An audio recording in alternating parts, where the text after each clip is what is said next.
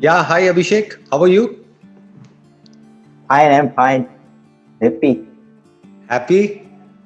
Okay sir, आपको देख के बहुत कुछ हो रहा है सर। क्या कह रहे हो? कुछ हो रहा है? बात हो रही है तो सर थोड़ी सी नर्वसनेस आ रही है। मुझे अच्छा लग रहा है अलग अलग लोगों से कनेक्ट करके, कभी महाराष्ट्र से, कभी गुजरात से, अब आपसे बात हो रही है, आप सूरत से। आप क्या करते हो वैसे? मैं स्टडी कर रहा हूँ, मास्टर ऑफ साइंस में केमिस्ट्री है मेरा सब्जेक्ट, और नेट के लिए प्रिपरेशन कर रहा हूँ, जो यूजीसी गाइडलाइन की नेट आती है ना एग्जाम, हाँ इसके लिए हाँ, प्रिपरेशन कर रहा हूँ। बताइए क्या क्वेश्चन है आपका? Sir, what is brain fuel? हम कैसे अपने माइंड के मसल्स को स्ट्रॉन्ग करें? यानी कि मेरा ऐसा फंडा है कि माइंड के मसल्स डाइट से होते हैं, या फिर कुछ एक्सरसाइज से होते हैं, या फिर एक जगह से मन को टिकाने से माइंड स्ट्रॉन्ग होता है। आप जो ब्रेन को स्ट्रांग करने की बात कर रहे हो, उसके अलग अलग स्टैंड पॉइंट हो सकते हैं। एक है जो हमारी फिजिकल ब्रेन है, उसको कैसे स्ट्रांग किया जाए, तो उसमें डाइट का बहुत बड़ा रोल होता है। जैसे कुछ तरह के फूड्स हैं, कुछ तरह की चीजें हैं जो अगर आप खाते हो तो वो आपकी ब्रेन के लिए अच्छे होते हैं। वो आप गूगल पे जाकर के स्टडी कर सकते हैं, कर सकता हूँ। तो वो अपनी डाइट में आप थोड़े से चेंजेस कर सकते हैं। तो वो जब आप चेंजेस करेंगे तो आपकी जो फिजिकल ब्रेन है वो स्ट्रांग होती चली जाएगी। अब वो ब्रेन ज्यादा अच्छे से आप उसको यूज कर सकते हो। अगर फिजिकली आपकी ब्रेन वीक हुई तो आपके थॉट में भी इतनी पावर नहीं होगी। जी। तो पहला स्टेप क्या है कि अपनी डाइट को ठीक करो, आपको जो न्यूट्रिशन चाहिए आपकी बॉडी को।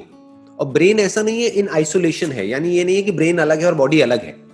ब्रेन तभी ठीक रह सकती है जब आपका पेट ठीक रहेगा। इनफैक्ट गट का, यानी कि आपके पेट का और ब्रेन का डायरेक्ट कनेक्शन है। जी। आयुर्वेदा में यही खास बात है। आयुर्वेदा में कहा जाता है कि हर बीमारी का जो जड़ है वो पेट है, ना कि ब्रेन है। क्यों? क्योंकि ब्रेन को जो भी चाहिए, जो भी न्यूट्रिशन चाहिए, जो भी कुछ चाहिए, जो भी केमिकल्स चाहिए सही से ऑपरेट करने के लिए, वो सब प्रोड्यूस कहां होते हैं? अल्टीमेटली हमारे गट में होते हैं, राइट? जी। हमारा स्टमक ही है ना जो फूड को एनर्जी न्यूट्रिशन में, एनर्जी में कन्वर्ट करता है। अगर पेट ठीक है तो सब ठीक है, जी, तो ब्रेन ठीक काम करेगी। अगर पेट गड़बड़ है तो इसका मतलब ब्रेन में गड़बड़ है, क्योंकि ब्रेन की गड़बड़ को आप डायरेक्टली नहीं पकड़ सकते। तो उसको कैसे ठीक करना है? अपनी डाइट के लेवल पे ठीक कर सकते हो। उसके अलावा naturopathy is a very good option.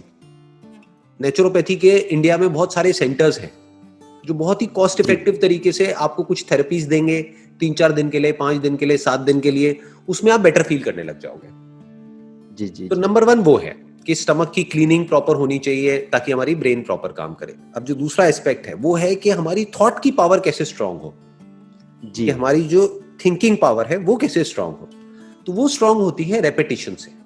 मतलब व्हाट यू वांट इज, जो मैं आपकी बात करने के तरीके से समझ पा रहा हूं, आप चाहते हो कि जो भी आप कर रहे हो उसमें आपका माइंड या आपका थॉट इतना स्ट्रांग हो जाए कि अगर आपने सोच लिया मुझे करना है, तो अब आपको किसी भी चीज से कोई फर्क ना पड़े। आसपास में जो भी कोई कुछ कह रहा है उससे आपको फर्क ना पड़े, राइट? फर्क ना पड़े, राइट। यही आप चाहते हैं, है ना?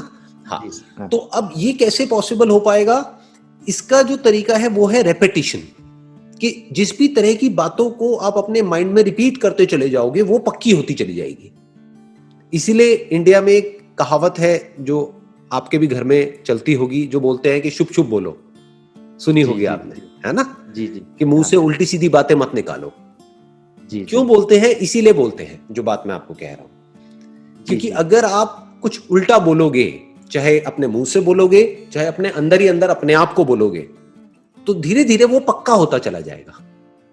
एक आध बार बोलने से कोई फर्क नहीं पड़ता है। एक आध बार आप कुछ भी उल्टा बोल दो कोई फर्क नहीं पड़ता है। एक आध बार कुछ भी अच्छा बोल दो कोई फर्क नहीं पड़ता है। क्योंकि अगर 1-2 बार बोलने से हो जाता तब तो आप सीधा ये बोलो ना कि भाई मैं दुनिया का सबसे अमीर आदमी हो जाऊंगा।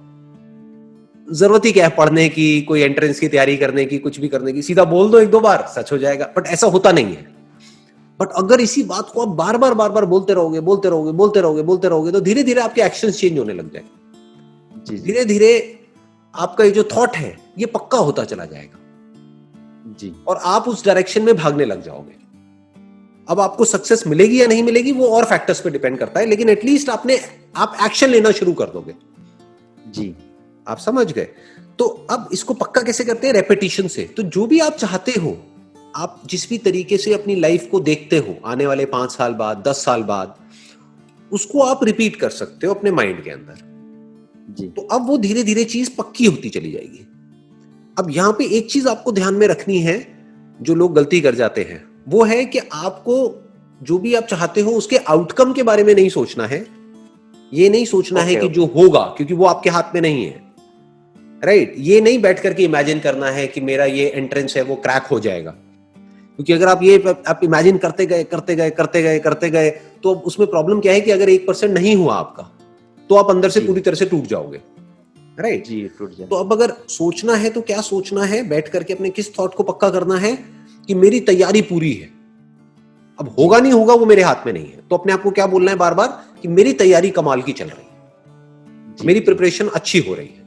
इसको तैयारी को करने के लिए जितनी भी बुक्स पढ़नी चाहिए वो सब मैंने पढ़ ली है, जो भी सिलेबस कंप्लीट करना है वो सब मैंने कर लिया है, मेरी तरफ से कोई कसर नहीं है। अब होना ना होना वो तेरे हाथ में है। अब वो तेरे हाथ में कौन? वो भगवान हो सकता है, भगवान, कोई भी जिसको भी आप मानते हैं, राइट, वो तेरे हाथ में है।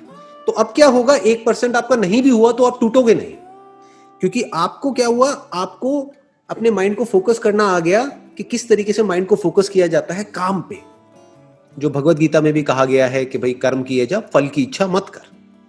वो इसी एंगल से कहा गया है। उसका मतलब बहुत सारे लोग समझ नहीं पाते हैं, उसका मतलब गलत निकाल लेते हैं।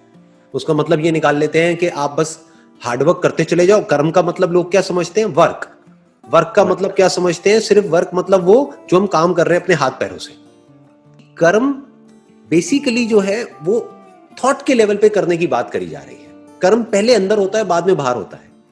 तो अंदर जो आप कर्म कर रहे हो वो सही करो जी उस पे फोकस करो, तो धीरे धीरे जो फल है वो तो आना ही आना है।